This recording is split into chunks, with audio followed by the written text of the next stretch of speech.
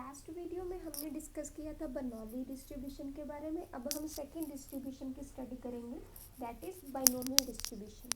This is also discrete type. इसमें हम जो रैंडम वेरिएबल लेते हैं वो डिस्क्रीट रैंडम वेरिएबल लेते हैं।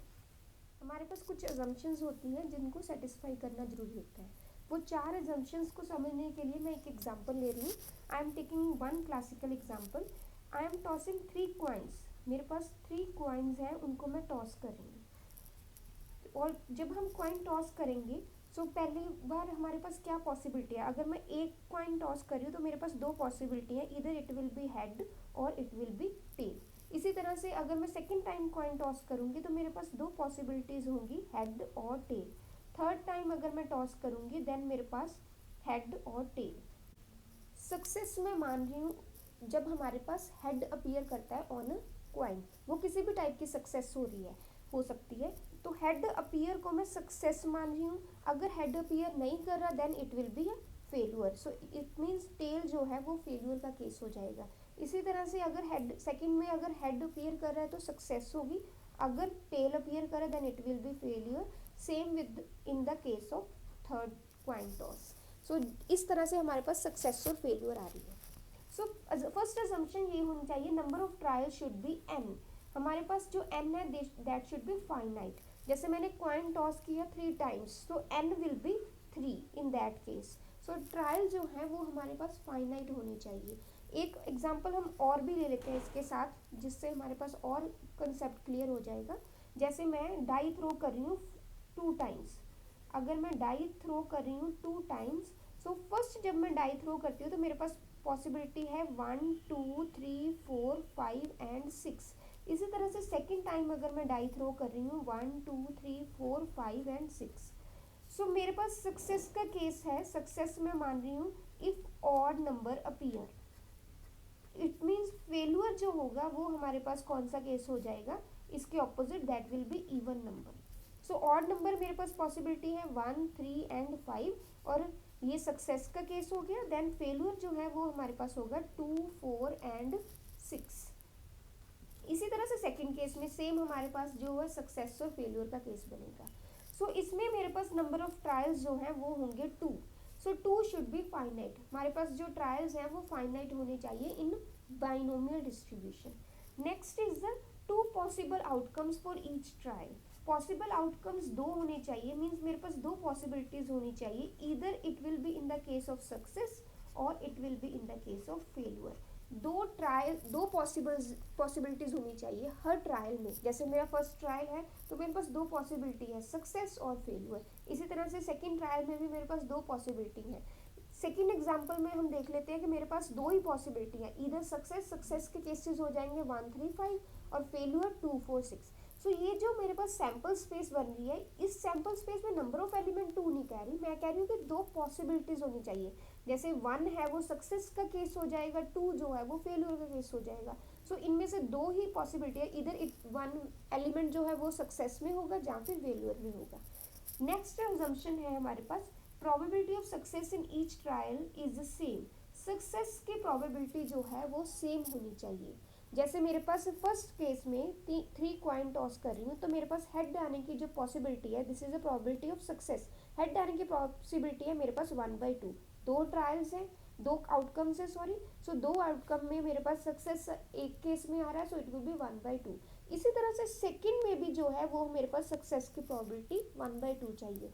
थर्ड केस में भी मेरे पास प्रोबेबिलिटी 1/2 चाहिए। सो सभी केस में मेरे पास सक्सेस की प्रोबेबिलिटी सेम चाहिए। जितनी मर्जी आ सकती है, 1/3 भी हो सकती थी वैल्यू, लेकिन सभी केस में मेरे पास सक्सेस की पॉसिबिलिटी सेम होनी चाहिए। सेकेंड एग्जाम्पल में मेरे पास सक्सेस की पॉसिबिलिटी देखी जाए तो मेरे पास है ऑड नंबर। ऑड नंबर मेरे पास है 1 2 3। सो 3 पॉसिबिलिटीज आउट ऑफ टोटल है मेरे पास 6। सो सक्सेस की प्रोबेबिलिटी होगी 1/2। सेकेंड जब हम डाइस थ्रो करेंगे, सेकेंड डाई थ्रो में भी मेरे पास सक्सेस की प्रोबेबिलिटी जो है वो सेम होगी 1/2। सो दोनों केसेस में पॉसिबिलिटी जो है वो सेम होनी चाहिए, प्रोबेबिलिटी हमारे पास सेम होनी चाहिए। नेक्स्ट थर्ड हमारे पास डिस्कस होगी। अब हम फोर्थ पे मूव करते हैं। And trials are independent. ये जो है ट्रायल्स इंडिपेंडेंट होने चाहिए।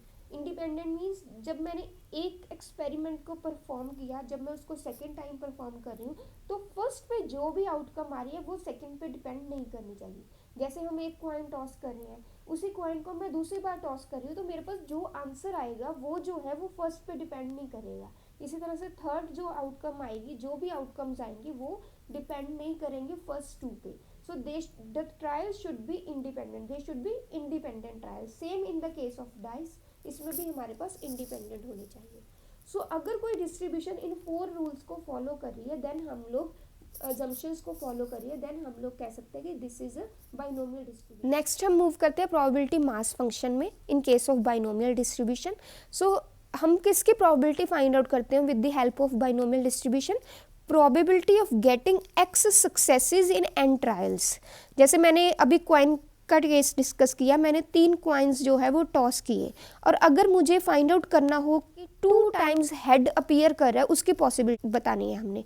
जैसे मेरे पास सपोज 3 क्वाइन टॉस किए, तो सैम्पल स्पेस होगी H H H, H H T, H T T, then H T H, then T H H, T H T, T T H and T T T. So 2 बार head appear करने की मैंने probability find out करनी है। अगर मैं इसको simple question से भी सॉल्व कर सकती थी, यहाँ पे मेरे पास ये केस बनेगा पॉसिबल, 2 हेड अपीयर ये वाला और this one, so it will B 3/8। लेकिन अगर यही क्वाइंस जो है वो 15 कर दें, 16 कर दें, 20 कर दें, 100 कर दें, देन हम लोग इतनी बड़ी सैम्पल स्पेस जो है वो कंस्ट्रक्ट नहीं कर सकते। सो उन केसेस में जब हमारे पास इतनी बड़ी सैम्पल स्पेस नहीं कंस्ट्रक्ट हो सकती, तो हम लोग फॉर्मूला का यूज़ करते हैं। सो फॉर्मूला हम कौन सा यूज़ करते हैं?